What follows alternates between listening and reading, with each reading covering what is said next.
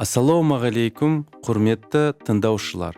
Бүгін біздің тақырыбымыз келісім шартты жауапсыз орындау, реттеу ерекшеліктері. Азаматтық айналымын қалыпты даму үшін оның қатысушылары осындай айналым субъектілерін өзара құқықтық қатынастарындағы міндеттемелерді дұрыс орындаулары қажет. Қазақстан Республикасының Азаматтық кодексінің 272 бабында міндеттеме шарттары мен заңнама талаптарына сәйкес, ал мұндай шарттар мен талаптар болмаған кезде іскерлік әдет-ғұрыптарға немесе басқа да көпшілікке ұсынылған талаптарға сәйкес тиісті түрде орындалады. 20-шы тарау. Қазақстан Республикасының Азаматтық кодексінде міндеттемелерді бұзғаны үшін жауапкершілік туралы ережелер белгіленген. Міндеттеменің орындалмауы немесе тиісті деңгейде орындалмауы тиісінше орындамауды білдіреді. Борышкер міндеттеме бойынша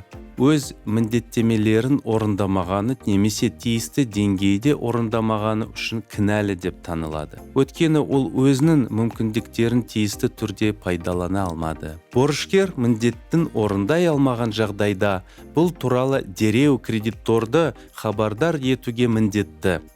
Борышкер несие берушінің талабы бойынша міндеттемелерді бұзғаны үшін жауап беру керек. Міндеттемені бұзған борышкер несие берушіге бұзушылық нәтижесінде келтірілген шығынның орнын толтыруға міндетті. Міндеттемелерді бұзу заңда қарастырылған азаматтық құрамын құрайтын заңды фактілер болған кезде туындайды. Әдетте бұл құрам 4 шарттан тұрады.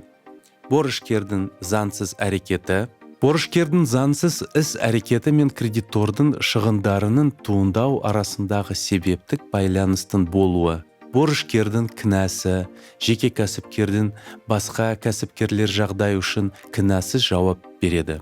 Жауапкершіліктің негізгі және әмбебап нысаны міндеттемелерді бұзу нәтижесінде келтірілген шығынды өтеу.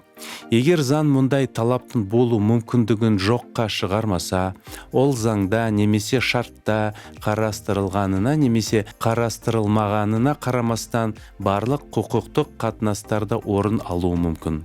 Сондай-ақ айыпақы, айыппұл және өсімақы бар. Сонымен тарап өзінің шарттарын бұзған немесе міндеттерін әділетсіз орындаған жағдайда жәбірленуші тарап іс жүргізу барысында сотқа талап арызбен жүгінуге құқығы бар.